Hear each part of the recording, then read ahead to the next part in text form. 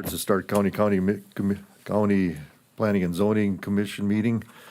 And it's 3 o'clock. It's on the March 28th, 2024.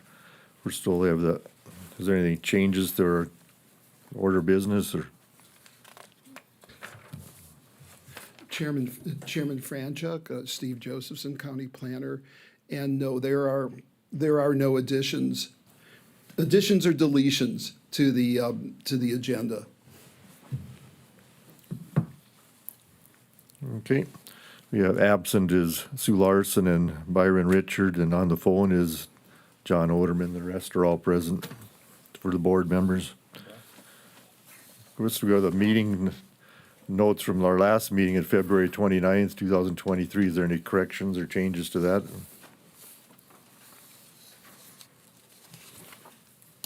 Mr. Chair, I would move to approve the minutes as presented unless somebody else has seen something that I didn't catch. Second. I have a motion, and I have a second. Okay, any other discussion? Not, all in favor state aye. Aye. Those opposed, motion carried. Next item on the agenda is a public hearing for RZ 02-24. Justin Haig is requesting a rezoning from ag to ag residential on a property legally described as track 1 and part of government lots 2 and 7 of section 5, township 140 north, range 95 west, containing approximately 28.515 acres. The applicant's here. I guess if you just want to step to the podium and state your name and just say what your plans are with this, for this request. Sure, Justin Haig. So the plans are, so right now I have 14.05 acres. I'm looking to buy the east half, 14 acres, and combine those into one zone and rezone them as residential ag so that I can use it as a primary residence eventually, building a house out there. Okay. Have anybody have any questions for Mr. Haig? Okay. Not that I'm going to open up the public hearing. If there's anybody have any comments for or against this request for zoning change? Open up the public hearing. Anybody have any comments for or against this? I'll ask another time. Anybody have any comments on this request? Hearing none, then I'm going to close the public hearing. Then, Mr. Joseph, your recommendations on this? Or? Thank you, Chairman Franchuk. Commissioner Steve Josephson, County Planner. So you have before you, as the applicant explained, he wants to rezone 28.515 acres from agriculture to agricultural residential. I think the issue here is that he already owned the western portion of the property, and so a lot of that is in the special flood hazard area. And for him to access the property, more easily access the property where he plans to put it, which it looks like it's in the southeast corner, needs to have a driveway that he can get over. And that additional property to the east is outside of the special flood hazard area. Staff recommends approval. You can see from the zoning map that there are some smaller lots, residential lots in the area, and also some subdivisions and other lots that have been similarly zoned. So staff recommends approval subject to the findings in the staff report. I will mention also is that there's a minor subdivision plat that you'll be hearing, a public hearing for that just afterwards. And approval of the minor subdivision plat is contingent upon approval of the rezoning. And I'm here to answer any questions you may have. Any questions for Mr. Joseph? Okay. If there is none, then I'll look for a motion to approve or deny this request. Mr. Chairman?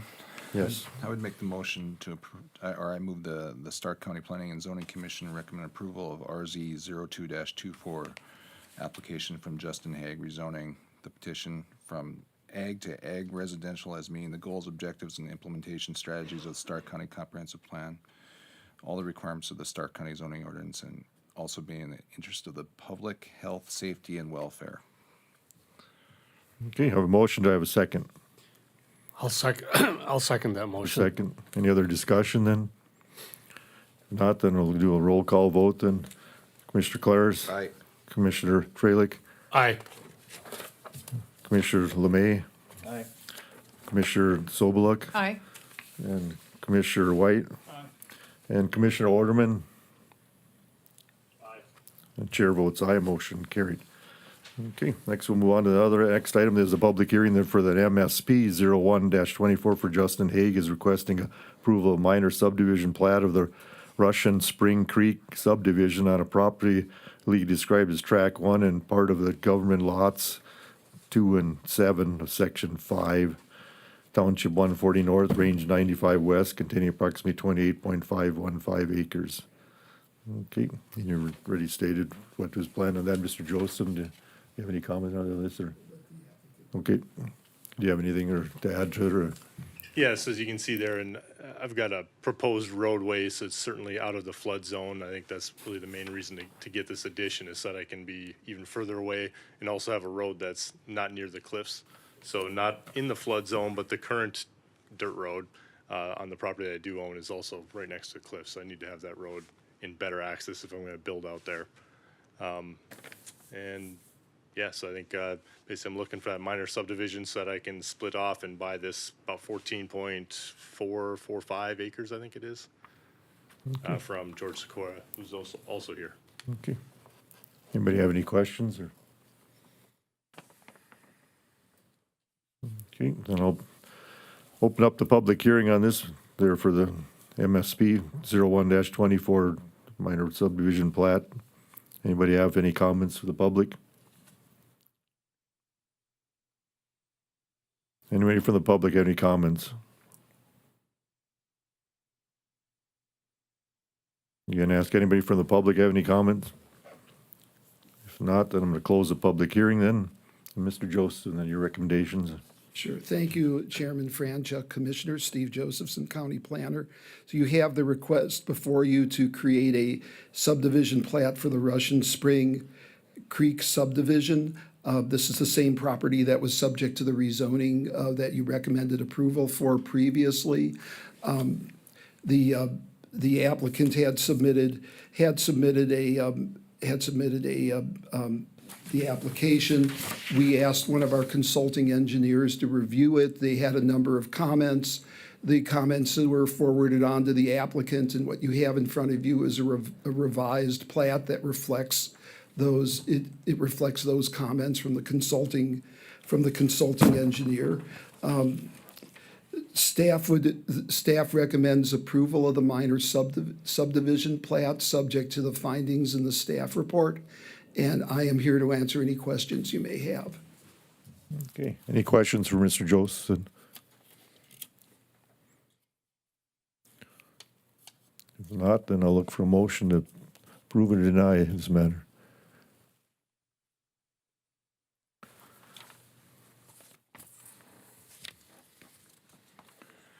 I'd move that the Stark County Planning and Zoning Commission recommend approval of MSP 0124 for the minor subdivision plat for the Russian Springs subdivision as depicted in the application and the revised materials of the Stark County zoning ordinance and being in the interest of the public health, safety, and welfare. Okay, a motion, do I have a second? I'll second that. I have a second. Any other discussion? Hearing none, I do a roll call vote then. Commissioner Soboluk? Aye. Commissioner Claris? Aye. Commissioner Lemay? Aye. Commissioner Freilich? Aye. Commissioner White? Commissioner Oderman? Chair votes aye, motion carried. Okay, this will go before the county commission meeting next week, the 2nd of April for approval, and then, okay, thank you. Very good. Thank you.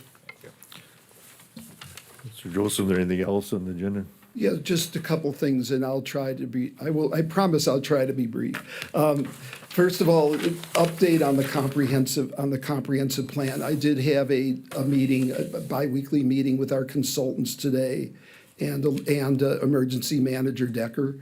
And we talked about the schedule for getting the elements done. There are drafts of both the land use and transportation element, and when those drafts are in final enough form, we will put them on the county's website and make it available through social media and also send it on to everyone in the Planning and Zoning Commission for review. They're currently working on a public infrastructure and facilities element, emergency management element, and floodplain management elements, which should be sent to staff very, very soon. I wanted to discuss scheduling with you because we had set out a schedule. We have our technical advisory committee, of which we've got 3 members of the Planning and Zoning Commission representing different entities on that.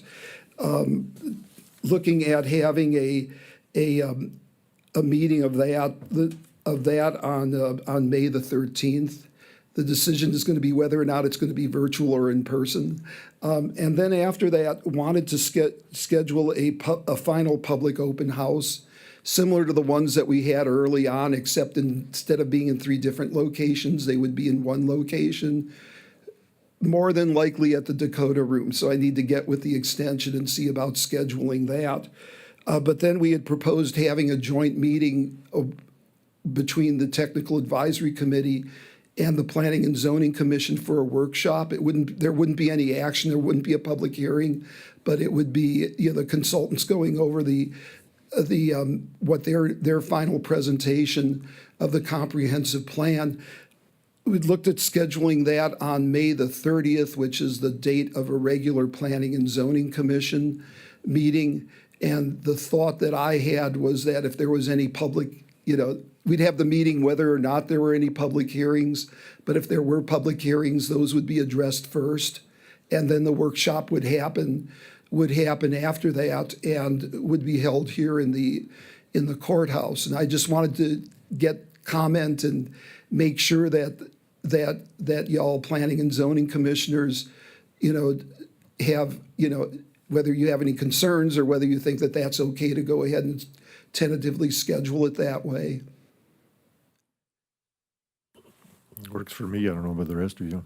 So, once again, just clarification, Steve, planning and zoning meeting first if need be, followed by the public open house.